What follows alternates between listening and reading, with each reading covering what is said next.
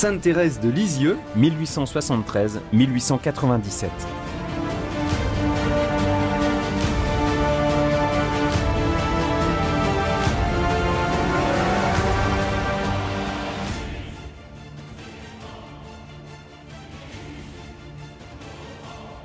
À la fin des JMJ, Journée mondiale de la jeunesse de 1997 à Paris, Saint Jean-Paul II annonce à une foule enthousiaste que Sainte Thérèse de Lisieux sera proclamée docteur de l'Église pour son témoignage éclairé de la foi, accueillant d'un amour confiant le salut dans le Christ.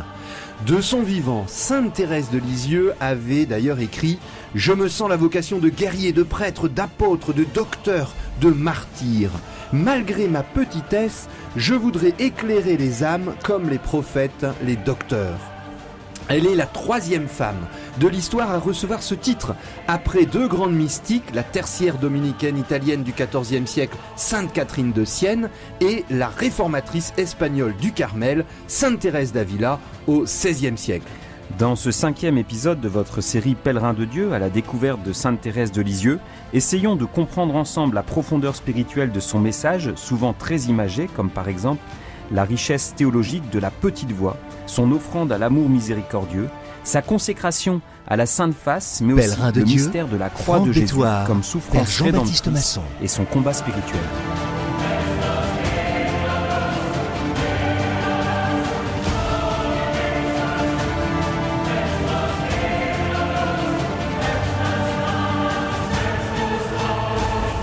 Quelle joie de pouvoir se retrouver afin de mieux comprendre le message de Sainte Thérèse de Lisieux, docteur de l'Église. Son premier grand message est ce qu'on appelle, ce qui a été surnommé plus tard, la voie d'enfance spirituelle. Nous sommes en février 1893, Sainte Thérèse reçoit la charge d'aider Mère Marie de Gonzague dans la formation des novices. Elle a 20 ans, ça fait sa 6e année qu'elle est rentrée au Carmel de Lisieux. Et cette charge de former les novices l'oblige de tous les jours de 14h30 à 15h à faire une petite instruction d'une demi-heure pour les novices. Et là, elle est amenée, Sainte Thérèse de Lisieux, à prendre une conscience plus vive de sa façon personnelle d'aller à Dieu. Et elle se rend compte que Dieu l'a fait marcher sur une voie originale, toute de confiance et d'amour, cette petite voix qui sera appelée voix d'enfant spirituelle par sa sœur Pauline, qui va devenir mère Agnès, et qui va lancer cette expression en 1907 et que tous les papes vont reprendre par la suite. Cette petite voix a deux caractéristiques toutes simples. La première, c'est que c'est un chemin pour tous. Et la deuxième caractéristique, c'est que cette petite voie de Sainte Thérèse de Lisieux est un chemin de pauvreté spirituelle et de confiance. Alors, c'est un chemin pour tous que tout le monde, justement, peut suivre, parce que la vie de Sainte Thérèse de Lisieux, 24 ans dans un Carmel, moins d'1 hectare pour sa superficie, son existence ne va connaître ni grande extase, ni pénitence particulière, et comme Saint François de Sales l'avait fait à l'aube du XVIIe siècle, Sainte Thérèse de Lisieux nous rappelle que nous sommes tous appelés à la sainteté. Il suffit de mettre beaucoup d'amour dans les activités les plus ordinaires de la vie. Et elle va découvrir notamment dans la contemplation de Jésus lui-même cette petite voix d'enfance spirituelle, dans la crèche, dans la face de Jésus défigurée durant sa passion, en lisant également Bossuet qui a écrit un très beau discours sur la vie cachée en Dieu. Et le désir de mener une vie bien cachée aux yeux des créatures est vraiment une constante de cette petite voix de Sainte Thérèse. Cette petite voix, évidemment, est un chemin de pauvreté spirituelle et de confiance. Elle comprend à quel point le Seigneur prend plaisir à s'abaisser jusqu'à la petitesse de sa créature pour l'élever jusqu'à lui. Et cette petite voix d'enfance spirituelle, on peut faire 4 erreurs, notamment relevées par l'abbé Pierre d'Escouvemont, qui a écrit un beau guide de lecture aux éditions du Cerf pour comprendre Sainte Thérèse de Lisieux. Et l'abbé d'Escouvemont, que les auditeurs de RCF Nord-de-France connaissent bien, nous explique qu'il ne s'agit pas de rester capricieux comme un bébé, il ne s'agit pas de rester naïf et crédule comme un enfant et pas de redevenir complètement innocent comme un enfant, puisque Sainte Thérèse savait qu'elle était pécheresse et elle voulait se mettre à la table des pécheurs, mais elle et dernier point à ne pas confondre dans cette petite voix de l'enfance, ce n'est pas non plus une voix de repos, de douceur et de consolation. On le verra par la suite. Elle dira: les enfants ne se reposent pas dans la voie d'enfance, ils y courent. Alors cette spiritualité de l'enfant spirituel, ça paraît comme un vent de fraîcheur dans l'Église de l'époque. On va voir comment Thérèse, à la fois, elle s'ancre profondément dans son époque et en même temps, elle apporte autre chose. Elle reformule en quelque sorte la spiritualité de son époque. Et donc, elle va, ça apparaît de façon très nette sur l'acte d'offrande à l'amour miséricordieux qu'il faut recomprendre. On en a parlé dans l'émission précédente, mais il faut le replacer dans le contexte de l'époque qui est à la réparation. C'est-à-dire, et notamment, c'est l'époque de la construction de la basilique du Sacré-Cœur de Montmartre. Et donc on est après la Commune, donc la catastrophe de 1870, il y a un examen de conscience de toute la nation pour dire, eh bien, si cette catastrophe nationale nous est arrivée, c'est parce qu'on n'a pas été fidèle, et donc on va essayer de réparer en faisant une consécration. Donc là, au Sacré-Cœur de Montmartre, c'est une consécration au cœur de Jésus, à son amour, mais ça prend la tonalité d'une réparation judiciaire. C'est-à-dire que donc dans le message du Sacré-Cœur de Jésus, il s'agit de s'offrir à l'amour du Christ et de réparer les offenses qui ont été faites. Et Jésus aussi reproche le manque d'amour de ceux qui lui sont consacrés. Et donc le manque de ferveur des gens qui font profession religieuse ou qui le suivent.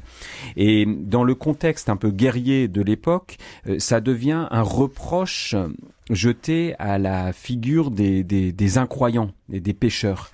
Et donc il y a une sorte de détournement en quelque sorte, puisqu'il s'agit plus d'un mouvement de conversion, de retour au cœur de ceux qui appartiennent à Jésus et qui se sont laissés refroidir dans leur amour du Christ, mais plutôt on arrive sur un clivage de société avec un affrontement dans la société entre ceux qui sont fidèles et ceux qui sont pécheurs et infidèles.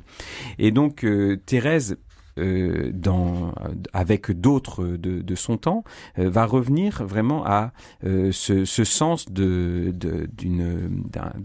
retour à l'amour, et donc plutôt que d'une consécration à la justice, de s'offrir à la justice divine, elle va remplacer cette offrande à la justice divine par une offrande à l'amour miséricordieux, et elle retrouve vraiment l'inspiration profonde de l'apparition de Jésus à Paray-le-Monial et du Sacré-Cœur dans cette offrande à l'amour miséricordieux.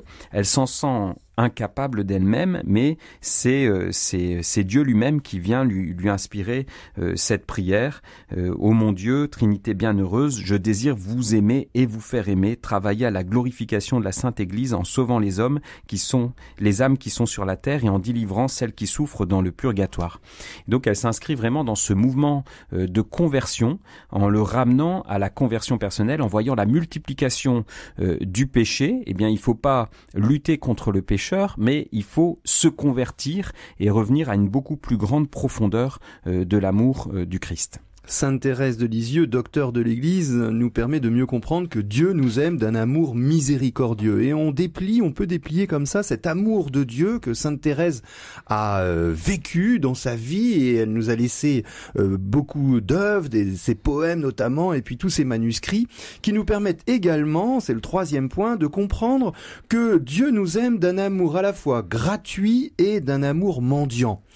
Alors Sainte Thérèse, comme Dieu nous aime d'un amour gratuit, elle a beaucoup médité la pensée de Saint Paul dans cette gratuité du salut, dans la lettre aux Romains. C'est donc gratuitement, nous dit Saint Paul, que ceux qui ne font pas les œuvres sont justifiés par la grâce en vertu de la rédemption dont Jésus-Christ est l'auteur. Et Sainte Thérèse l'a beaucoup médité. Comme ses 4 frères et sœurs morts en bas âge, elle veut aller au ciel non pour l'avoir mérité, mais en vertu de la seule miséricorde du Seigneur. Et d'ailleurs, au verso de 2 images sur lesquels elle a collé leurs photos à ses 4 frères et sœurs morts en bas âge, elle a recopié ce texte de Saint Paul marquant la gratuité du salut. Et dans cette redécouverte que l'amour du Seigneur, Dieu nous aime parce qu'il est simplement bon et pas à cause de tous nos mérites, eh bien, Sainte Thérèse considère tous les événements de sa vie comme une suite de prévenances du Seigneur à son égard, et elle va faire une litanie des grâces. Son grand manuscrit, son autobiographie, l'histoire d'une âme, est en fait la relecture de toute sa vie où le Seigneur est intervenu pour lui porter des grâces. Donc il y a 99 fois dans ses manuscrits, elle emploie le mot grâce, et 166 fois dans ses autres œuvres. C'est une véritable pluie de grâce que Sainte Thérèse essaye de se remémorer et de faire partager à nous aujourd'hui. Et elle s'est intéressée également à un autre verset de l'Évangile, fondamental pour comprendre la spiritualité de Sainte Thérèse de Lisieux. Elle revient toujours à l'Évangile, qui proclame l'absolue gratuité des choix divins. Jésus étant monté sur une montagne, il appela à lui ceux qui lui plut, et ils vinrent à lui. Et ça l'a libérée. D'ailleurs, elle s'étonne de ce que le bon Dieu ne donne pas une gloire égale dans le ciel à tous les élus. Et finalement, elle prend l'image de la nature en se disant, voilà, il y a, alors on reprend les images de la petite violette ou de la rose, de la blancheur du lys, eh bien il reste rose, lys, petite violette, et le Seigneur, eh bien, les fait tous pousser. Et la deuxième caractéristique de cet amour du Seigneur, selon la belle spiritualité de Sainte Thérèse de Lisieux, c'est que Dieu nous aime d'un amour mendiant. Et donc Sainte Thérèse veut lui faire plaisir en ne lui refusant aucun des sacrifices qu'il réclame pour le salut du monde. C'est ce grand balancement. Un amour gratuit, donc on ne pourra jamais gagner à la force de nos poignets le paradis, mais en même temps, le Seigneur, il nous demande des choses. C'est la foi, l'équilibre entre la foi, de la gratuité de l'amour du Seigneur, et les œuvres. Et là, elle va faire plaisir à Jésus, et toute sa vie, dans les tout petits sacrifices d'amour, vont lui permettre de se rapprocher de cette très belle spiritualité de l'amour du Seigneur, à la fois gratuit, mais un Dieu qui a soif d'être aimé. Vivre d'amour, c'est naviguer sans cesse, semant la paix et la joie dans les cœurs. Pilote aimé, la charité me presse, car je te vois dans les âmes, mes sœurs. La charité, voilà ma seule étoile. À sa clarté, je vogue son détour. Je suis ma devise écrite sur ma voile. Vivre d'amour, quelle étrange folie. Dit le monde, cessez de chanter. Ne perdez pas vos parfums, votre vie. Utilement, sachez les employer. Des amants, il faut la solitude. Pèlerin de Dieu, Franck Bétoir, Père Jean-Baptiste Masson. Thérèse de Lisieux a été canonisée en tant que Thérèse de l'Enfant Jésus, et elle a été proclamée docteur de l'Église en tant que Thérèse de l'Enfant Jésus et de la Sainte Face. C'est son nom complet de religion. Et cette spiritualité de la Sainte Face, elle l'a héritée de façon très étonnante et très belle d'un monsieur qui est aujourd'hui proclamé vénérable, qui est qu'on appelle le saint homme de Tours. Donc monsieur Léon Papin Dupont, ou qui se faisait appeler plus simplement monsieur Dupont, on va l'appeler comme ça. Donc monsieur Dupont, qui est surnommé l'apôtre de la Sainte Face de Jésus. Et donc il est né en 1797 et il est mort en 1876. Donc Thérèse de Lisieux a été contemporaine pendant 3 années de cet homme. Elle l'a pas connu, mais il a fondé une archiconfrérie de la Sainte Face à laquelle appartenait la famille Martin, déjà à Alençon, puis bien sûr par la suite à Lisieux. Ils ont continué cette dévotion et donc il a répandu cette dévotion au visage souffrant de Jésus, à la Sainte Face, qu'il avait reçu lui-même du Carmel de Tours. Donc la Mère supérieure lui avait donné ces images autour de laquelle il y a eu aussi des miracles, des guérisons avec l'huile de la lampe qui brûlait à côté de cette image. Et ce qui est très intéressant, c'est le message de ce saint homme de Tours, de Monsieur Dupont, qui s'inscrit pleinement dans son époque, avec une inspiration spirituelle très forte sur la conversion, c'est-à-dire que donc il y a toutes ces offenses qui sont faites au Christ souffrant, et bien ça nous invite à non pas à entrer, comme on le disait à l'instant avec la spiritualité du Sacré-Cœur, ça nous invite à entrer non pas dans un combat contre les pécheurs, mais à une plus grande profondeur de la conversion et un plus grand amour de l'Église. Et donc c'est une exigence de sainteté personnelle. Et cette inspiration va profondément marquer Sainte Thérèse. Elle n'est pas souvent relevée, mais il y a vraiment une filiation spirituelle très forte entre ce saint homme de Tours, Monsieur Dupont, et Sainte Thérèse de Lisieux, qui va s'approprier cette spiritualité et lui donner un écho immense dans toute l'Église. Et avec ce doctorat de Thérèse de Lisieux, eh bien il y a vraiment cette mise en avant de cette spiritualité, de la confiance au cœur des ténèbres et donc du péché, qui est une invitation à un amour plus grand.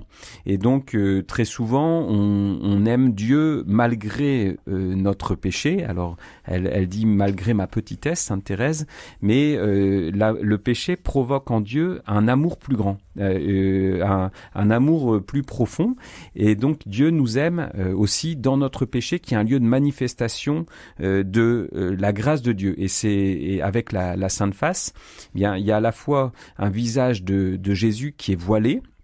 Et donc la souffrance, elle nous cache le visage de Dieu, et en même temps elle manifeste aussi un amour plus grand pour le pécheur, qu'on est invité à s'approprier, à vivre profondément. Donc c'est cette spiritualité qui conduit au cœur des ténèbres, et qui conduit au sens de la passion, où il y a vraiment sur la croix cette manifestation de la profondeur de l'amour de Dieu, qui transforme et qui donne un sens inédit aux souffrances humaines que l'on peut vivre. Progressons dans le message de Sainte Thérèse de Lisieux, sa spiritualité qui s'appuie également sur la Sainte Eucharistie.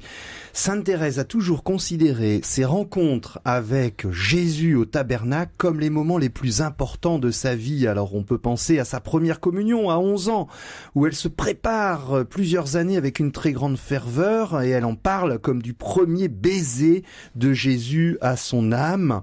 Elle va recevoir des grâce eucharistique à la suite de certaines communions, un trait de lumière, et sa conversion, sa fameuse conversion de Noël, où elle arrive davantage à maîtriser son extrême sensibilité. Elle remercie le Seigneur, puisque c'est après avoir communié à la messe de minuit à Noël. Et elle va apprécier les communions régulières, et elle va d'ailleurs souffrir de ne pas pouvoir communier pas plus que 4 fois par semaine. C'était le contexte de l'époque, qui ne permettait pas de pouvoir communier, même pour les religieuses, chaque jour. Mais dans ses lettres, elle insiste beaucoup pour expliquer que l'une des grandes manœuvres du diable, c'était d'empêcher le contact, d'empêcher une âme de rejoindre Jésus grâce à la communion. On a des très beaux textes d'elle là-dessus. Ces poèmes, même si elle n'était pas la plus grande, celle qui passait le plus de temps à la chapelle, la deuxième point de sa spiritualité, c'est évidemment la vie d'oraison. Elle n'a pas écrit de traité sur l'oraison, mais dans ses écrits, on peut glaner quelques éléments très précieux, d'ailleurs qui sont assez consolants. Elle avait une grande aridité dans ses 2 heures quotidiennes d'oraison, mais c'était difficile pour elle, mais elle s'y tenait absolument, et elle avait des petits moyens, comme elle l'appelait, pour tenir ces 2 heures, l'écoute de la parole de Dieu, simplement réciter un Notre Père par cœur, pour tenir et permettre que le silence puisse s'installer. Et elle méditait finalement aussi le silence merveilleux de notre maman du ciel, Marie, qui l'a beaucoup aidée pour tenir dans cette oraison pendant toute sa vie. Et dernier point de cette spiritualité. Marie était au calvaire et elle était face à la croix, le mystère de la souffrance rédemptrice. Alors cette souffrance du Christ en croix, elle va la vivre particulièrement aussi dans sa maladie, où elle va vraiment découvrir à quel point voilà, c'est terrible. Et donc dans l'époque aussi, avec les conditions médicales qui sont celles de son époque, c'est très compliqué de la soigner et de la soulager. Les sœurs vont faire tout ce qu'elles peuvent pour cela. Donc elle recherche pas la souffrance, elle la vit, et on est beaucoup dans l'offrande de la souffrance. En fait, il s'agit surtout d'offrir un amour qu'on continue de vivre dans la souffrance. Et alors, elle dit beaucoup, elle parle de ses souffrances, elle dit « Je suis étonnée qu'il n'y ait pas davantage parmi les athées qui se donnent la mort. Si je n'avais pas eu la foi, je me serais donné la mort sans hésiter, tellement ces souffrances étaient difficiles. » Et donc, elle, dans ses souffrances, elle va aussi vivre un combat spirituel sur lequel on va venir dans un instant. Mais donc ces souffrances, elle les nie pas du tout, elle les offre et elle vit vraiment un combat très douloureux, de se sentir aussi abandonnée et malmenée par ces souffrances. Mais on voit à quel point elle a décidé de continuer à aimer et à aimer dans les petites choses du quotidien. Et donc c'est aussi la valeur de toutes ces petites offrandes, c'est l'amour qui donne une valeur aux souffrances. C'est pas la souffrance qui a une valeur en elle-même, mais c'est l'amour qui est vécu et les actes d'offrande que permet la souffrance qui prennent une valeur particulière et une valeur de rédemption. Vivre d'amour, c'est naviguer sans cesse, semant la paix et la joie dans les cœurs. Pilote aimé, la charité me presse, car je te vois dans les âmes, mes sœurs. La charité, voilà ma seule étoile. À sa clarté, je vogue sans détour. Je suis ma devise écrite sur ma voile. Vivre d'amour, quelle étrange folie. Dit le monde, cessez de chanter. Ne perdez pas vos parfums, votre vie. Utilement, sachez les employer. Des amants, ils font la solitude. Pèlerin de Dieu, Franck Bétoir, Père Jean-Baptiste Masson. Dans cette nuit de la foi qu'elle vit, il y a la dimension de la souffrance physique, mais il y a vraiment aussi la dimension de la souffrance morale et spirituelle, où Thérèse va, au cours de sa vie, être confrontée aussi au mal. Notamment, on a évoqué l'affaire de Pranzini, donc ce pécheur qui se convertit sur l'échafaud à la prière de Thérèse. Et puis ensuite, après, il y a l'affaire Diana Vaughan et Léo Taxil, où elle est embrigadée dans cette histoire terrible, où elle est moquée par ce complot donc qui est par un franc-maçon, voilà, qui utilise son image habillée en Jeanne d'Arc pour se moquer d'elle et des catholiques, et donc elle va éprouver cette malice du pécheur et elle va en être profondément blessée aussi intérieurement, mais elle-même aussi va éprouver des assauts contre la foi. Alors elle essaiera de pas trop en faire état à ses sœurs parce qu'elle veut pas les perturber, mais elle dit par exemple: il me semble que le ténèbre, empruntant la voie des pécheurs, me disait en se moquant de moi: tu rêves de lumière, une patrie embaumée des plus suaves parfums, tu rêves de la possession éternelle du Créateur, de toutes ses merveilles, tu crois sortir un jour des brouillards qui t'environnent, avance, réjouis-toi de la mort qui te donnera non ce que tu espères, mais une nuit plus profonde encore, la nuit du néant.